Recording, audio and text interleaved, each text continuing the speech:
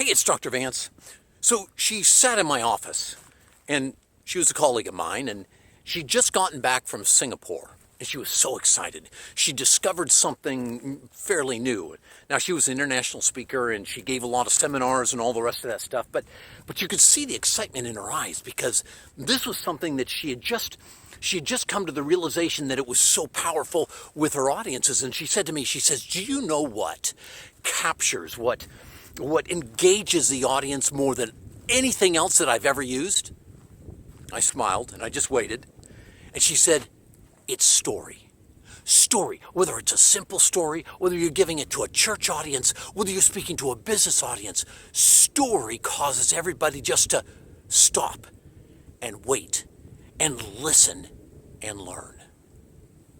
Well, I loved it because what she didn't know is I'd actually given a seminar. I'd given a seminar. I have an online seminar, and I give seminars all about how to do story and how to do story in a powerful and effective way. So this morning, well, if it's not morning for you, but wherever you are, I'd like to give you 3 things today. 3 things that'll make your storytelling just absolutely fantastic. And I call it the see it, say it, and show it. So the very first thing, see it.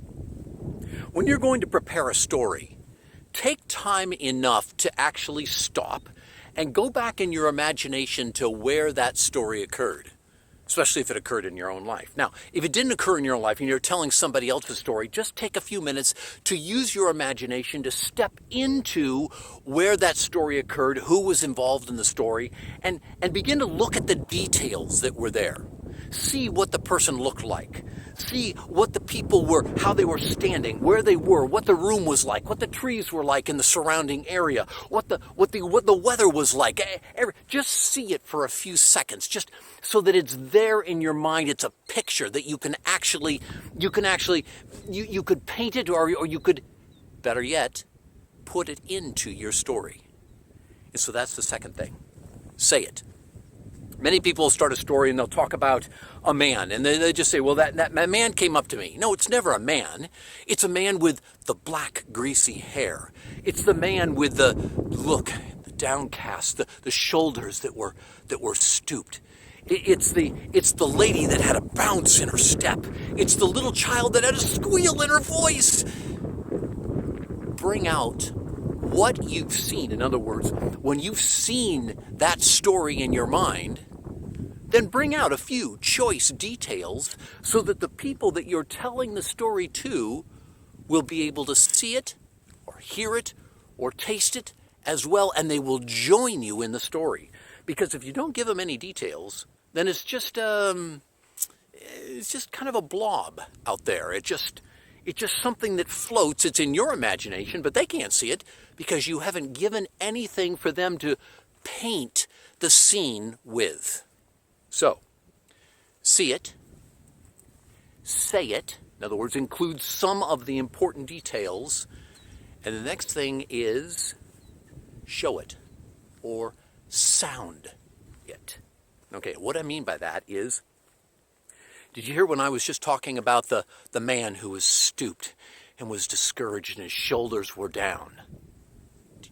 Do you see how I have imitated just exactly what that man looked like. I showed it. In other words, it was there. And if you're talking about the little girl who was so excited she was squealing, can you see how the squealing ends up in your voice, so that when you're showing it or you're saying it, I mean, it's there in your voice, it's there in your body, and people can begin to relate, so that all of a sudden people begin to join you in your story.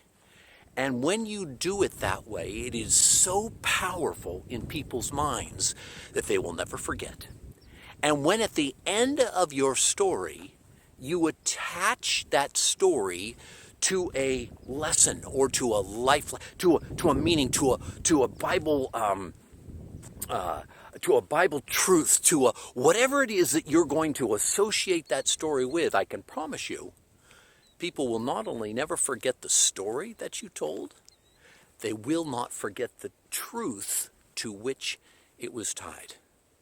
All right, so go out there and learn it. Take this and see, you don't have to spend the next 10 years like this lady did. You don't have to spend the next 10 years discovering it by over and over again doing something, and then all of a sudden something works and you just go, oh my goodness, the power of story. No, take this and learn it right now. Embed it in what you do. Make your audiences live through the story with you, and I can promise you, it will wake up every time that you preach, every time that you go to share what it is, your truth from God's Word. It will make it live in people's minds, and they will never forget the truth that you bring along with it. Have a great day.